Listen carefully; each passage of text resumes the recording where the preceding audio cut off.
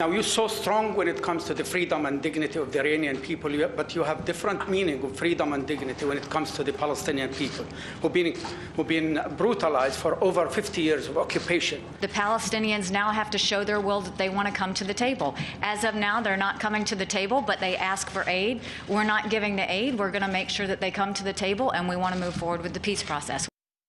So, as you just heard there, the US ambassador to the UN has revealed Trump's plans to stop funding a UN agency that's giving aid to Palestinians, refugees. Shortly after that, the US leader himself then suggested cutting donations to the Palestinian administration. In fact, in a tweet, he claims that despite giving them hundreds of millions of dollars a year, he says they show no appreciation or respect to the US because of it.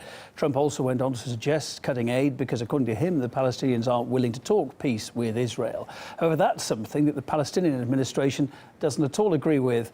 The president's office there says that Jerusalem, in fact, is not for sale and that they're not backing away from negotiations, but went on to stress that these negotiations should be based on international law. Last year, the Palestinian Authority received around $300 million in aid from the US. It's a big sum, but that pales in comparison to the $3 billion that Israel received from Washington. Let's get the view now from Mustafa Barghouti, the General Secretary of the Palestinian National Initiative, joining us live. Sir, thanks for your time. I suppose, end of the day, like it or not, it is, after all, Washington and the President's decision about where American money should be spent or not, no? Let me say, first of all, that the worst thing in his statement, in his Twitter, was his declaration that he's taking off the issue of Jerusalem from the table of negotiations. He's deciding unilaterally what Israel wants. And he still wants us to come to the table, which is empty. He wants us to come to the table that is empty because he already nullified the possibility of discussion about settlements, about borders, and now he's taking off Jerusalem off the table.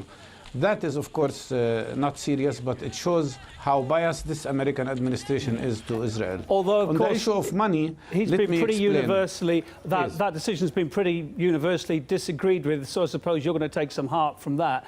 Nevertheless, do you still want money from America or not? No, we don't. Let me explain why. The main beneficiary from the money that is coming to Palestinian Authority is Israel.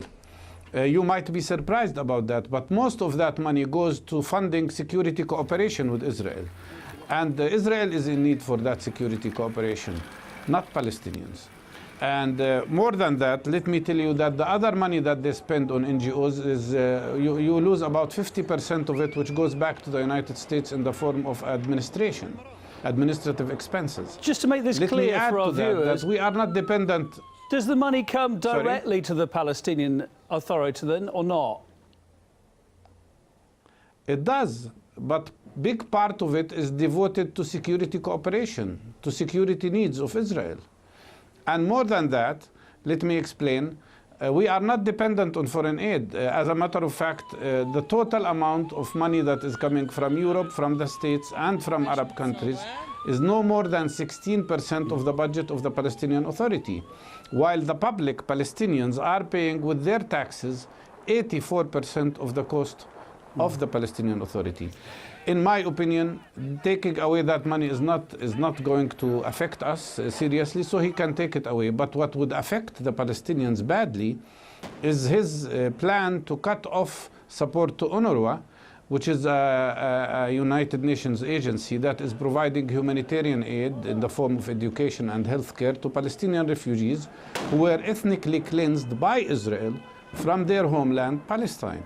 And in my opinion, now the international community has to step in and replace the American funding, because you cannot allow a collapse of humanitarian needs in refugee camps all over the world. Is that likely to happen anytime soon, that the rest of the community around the world steps in to replace these missing funds?